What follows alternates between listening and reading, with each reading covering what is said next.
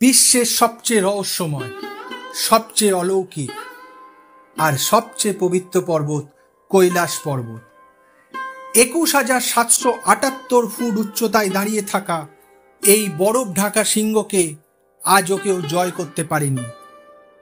বিজ্ঞানীরা গবেষণা করেছেন, সাধুরা ধ্যান করেছেন, ভক্তরা প্রণাম করেছেন, কিন্তু কৈলাসের রহস্য আজও অমীমাংসিত। কেন এই পর্বত এত অদ্ভুত? কেন 4টি প্রধান ধর্ম একে সমানভাবে পূজনীয় মনে করে?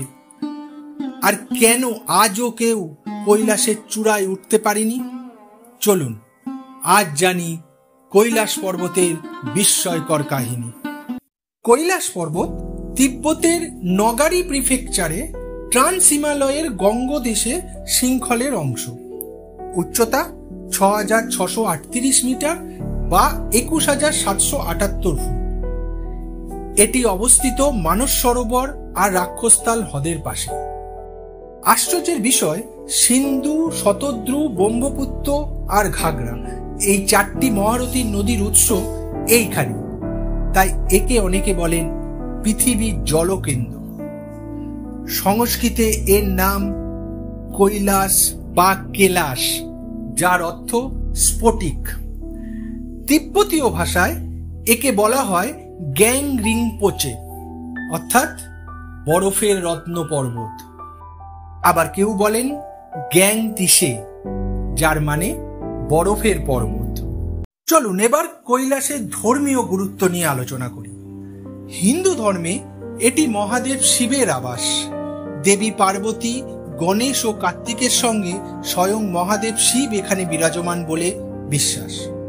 বৌদ্ধ ধর্মে এটি মহাজাগতিক পর্বত মেরু। বিশ্বাস আছে পদ্মসম্ভব এখানে তান্ত্রিক বৌদ্ধ ধর্ম প্রতিষ্ঠা করেছিলেন।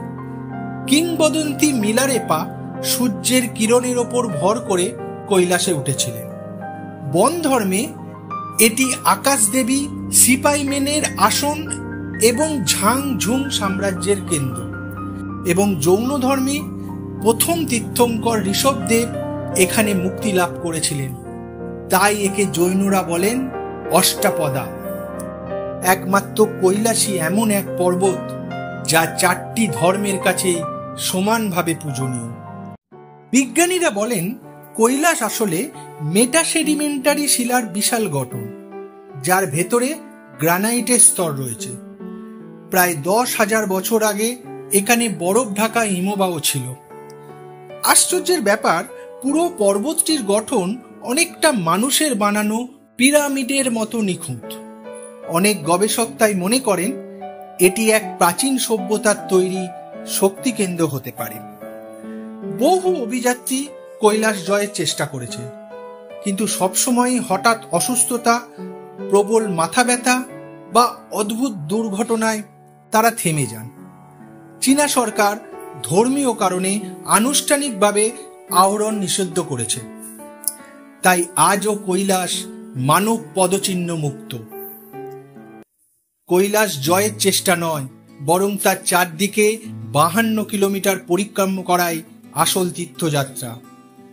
বিশ্বাস করা হয় একবার পরিক্রমা করলে জীবনের সব পাপ মোচন হয়। ভক্তরা পদে হেঁটে, হাঁটু গেড়ে, এমনকি শুয়ে শুয়ে এই পরিক্রমা সম্পন্ন করে। মানস সরোবরে স্নান আর কৈলাস দর্শন, এই হলো এক জীবনের সর্বোচ্চ প্রাপ্তি। হিন্দু পুরাণ অনুযায়ী রাবণ শিবকে সন্তুষ্ট করতে কৈলাস তুলতে চেয়েছিলেন। শিব রুষ্ট হয়ে তাকে পাহাড়ের নিচে চেপে ধরেন। 1000 বছর ভজন করার পর শিব তাকে মুক্ত করেন।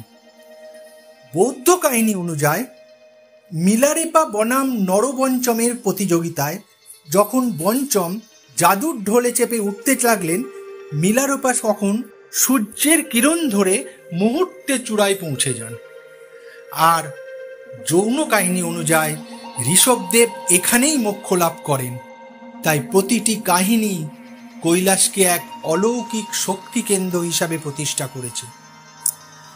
ভ্রমণকারীরা বলেন কৈলাসের চারপাশে ঘড়ি কাজ করা বন্ধ হয়ে যায়।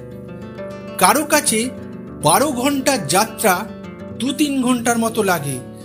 আবার কেউ বলেন সময় এখানে ভিন্ন গতিতে চলে। কেউ বলে তাদের বয়স দ্রুত আকারে বেড়ে যায়। এরকম অদ্ভুত জিনিস কৈলাসে অভিযাত্রীদের সঙ্গে ঘটে।